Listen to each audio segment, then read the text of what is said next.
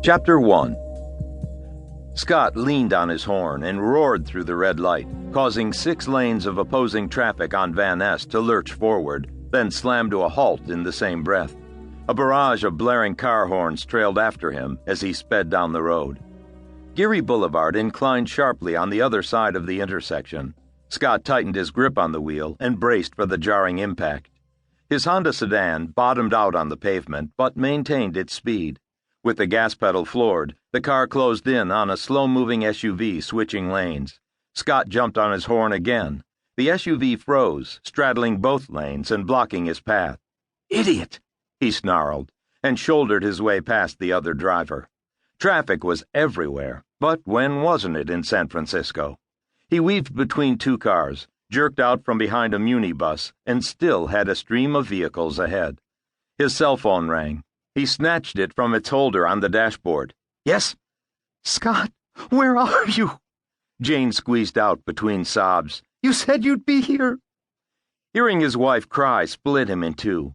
His own tears welled, but he bottled them for later. He needed to be strong. If he let this overwhelm him, then what good was he to his family? "I'm nearly there." His hoarse voice cracked in the middle of his short reply. "Just hurry." "I am." He hung up and tossed the phone on the passenger seat next to him.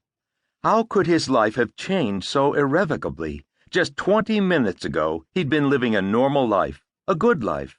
He was a reporter for the San Francisco Independent. He and Jane had a loving marriage, a miracle in this day and age.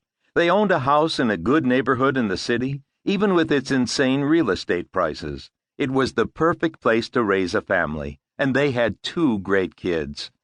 Had 2 great kids. It had taken only a moment to lose one of his children. Some sick freak had snatched him out from under them. How could that happen? He and Jane took every precaution. They'd entrusted their boys to a good school, the best they could afford with their combined incomes.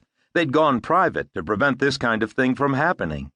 He palmed away the tears clouding his vision and swerved around a UPS truck. He felt the guilt spreading through him, eating away at his spirit. He'd failed his son Sammy. Abduction is a parent's worst fear, but he hadn't wanted to be one of those parents who saw phantoms on every street corner. Putting bars on the windows and deadbolts on the doors didn't keep them out, it kept you in. But that cavalier attitude had led to this. His worst fears had been realized. Someone had taken his son. "I'm sorry, Sammy." A new sensation swept away his guilt. Imagination, strong and invincible, assaulted him. He'd always been able to conjure up detailed images from second-hand accounts. That's what made him such a good reporter. He didn't just relay facts. He told stories, living, breathing stories. He turned readers into eyewitnesses, transporting them to the actual locations, inserting them inside the people present at the celebration or the tragedy. Now, that talent turned on him. From the meager facts available, Scott constructed a nightmare.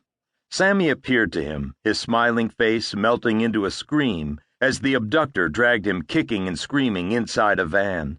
His imagination blinded him with these false but true images.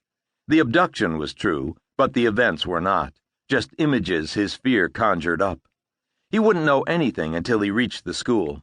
He stabbed down on the gas again and frightened a Prius out of his way. He made it to the school at the cost of a door mirror snapped off against the corner of a Safeway trailer truck. 6 SFPD cars were staked out in front. Was that all his son warranted? 6 patrol cars? Not that these cops were any good now. Talk about closing the stable door after the horse had bolted. Where were these bastards when Sammy was being snatched? He ground to an untidy halt in front of the cop cars, flung open the door, and spilled out onto the asphalt. Let the city tow it, he thought, gathering his lanky frame up and racing toward the school gate.